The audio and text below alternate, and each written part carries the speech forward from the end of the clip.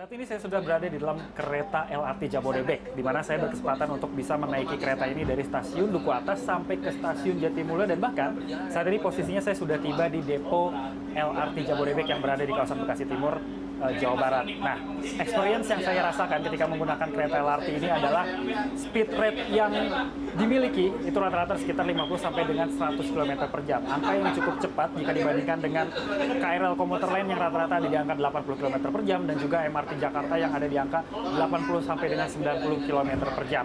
Nah, total waktu tempuh dan juga jarak berbandingan yang saya tempuh dari stasiun Duku Atas sampai ke stasiun Jatimulyo adalah sekitar 27,3 km. Itu bisa saya tempuh dalam waktu sekitar 45 menit saja. Dimana kalau misal dibandingkan dengan KRL sendiri dari stasiun Sudirman sampai ke stasiun Bekasi membutuhkan waktu sekitar 60 menit. Jadi ada selisih waktu sekitar 15 menit untuk bisa membandingkan antara LRT Jabodebek dan juga KRL sendiri. Nah, untuk bagaimana ambience daripada LRT Jabodebek sendiri, di sini memang tidak begitu jauh dengan kereta-kereta pada umumnya seperti KRL dan juga MRT. Sama-sama punya desain yang bisa ditempati oleh sejumlah penumpang untuk duduk dan juga berdiri. Total untuk satu gerbong ada sekitar 32 tempat duduk bagi para penumpang, di mana beberapanya diprioritaskan bagi ibu hamil, lalu penyandang disabilitas, dan juga orang tua ataupun lansia. Sedangkan untuk yang berdiri bisa sekitar 80 orang. Nah, untuk dalam satu rangkaian sendiri, LRT Jabodebek ini memiliki sekitar 6 kereta ataupun 6 gerbong, di mana total penumpang yang bisa ditampung dalam waktu normal sekitar 740 penumpang. Sedangkan di jam sibuk yaitu sekitar 1.308 penumpang, yaitu antara jam 5 pagi sampai dengan jam 10 pagi, sedangkan jam 10 sampai dengan jam 4 sore itu adalah jam normal, dan untuk pukul 4 sore sampai dengan pukul 8 malam dinyatakan sebagai jam sibuk lagi. Di mana operasional ini sendiri akan dilakukan sejak pukul 5 pagi sampai dengan setengah 12 malam nanti. Nah, berhubung saat ini masih uji coba, hanya saya dan juga media lain yang berkesempatan untuk mengikuti bagaimana dengan masyarakat umum nantinya. Nah, pihak dari PT KAI Divisi LRT Jabodebek mengatakan bahwa masyarakat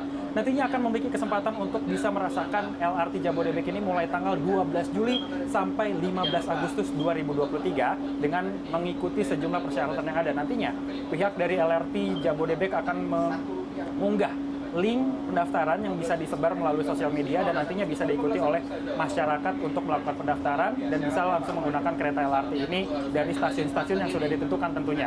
Dan karena memang ini masih masa uji coba nantinya bagi publik, masyarakat hanya akan dikenakan biaya sekitar Rp1 saja selama masa uji coba sejak tanggal 12 Juli sampai 15 Agustus nanti, dan baru nanti tanggal 18 Agustus 2023, Presiden RI Joko Widodo akan meresmikan LRT Jabodebek ini sendiri dan sudah mulai berlaku tarif.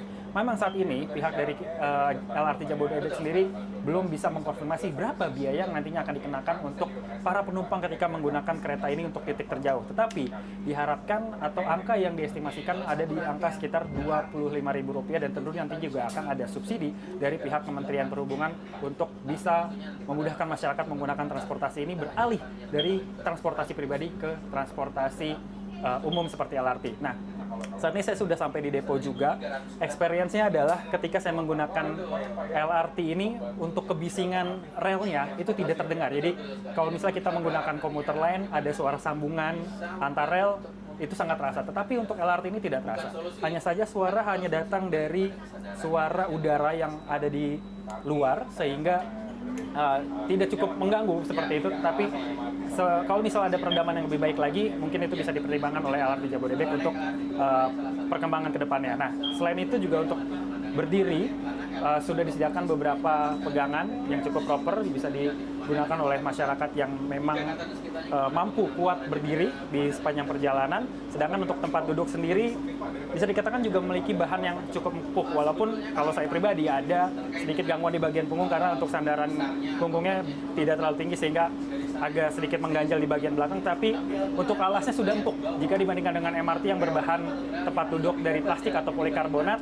Ini masih lebih baik seperti itu. Dan kereta light rail transit atau LRT ini sendiri memang punya dimensi yang lebih kecil jika dibandingkan dengan MRT yang bisa menampung sekitar 1.500 penumpang, dan juga komuter lain yang memiliki dimensi lebih besar bisa menampung sekitar 2.000 penumpang. Nah, diharapkan masyarakat nantinya juga bisa mengikuti masa uji coba LRT ini sejak tanggal 12 Juli sampai dengan 15 Agustus 2023 mendatang dengan mengikuti prosedural yang ditentukan oleh pihak PT KAI sendiri.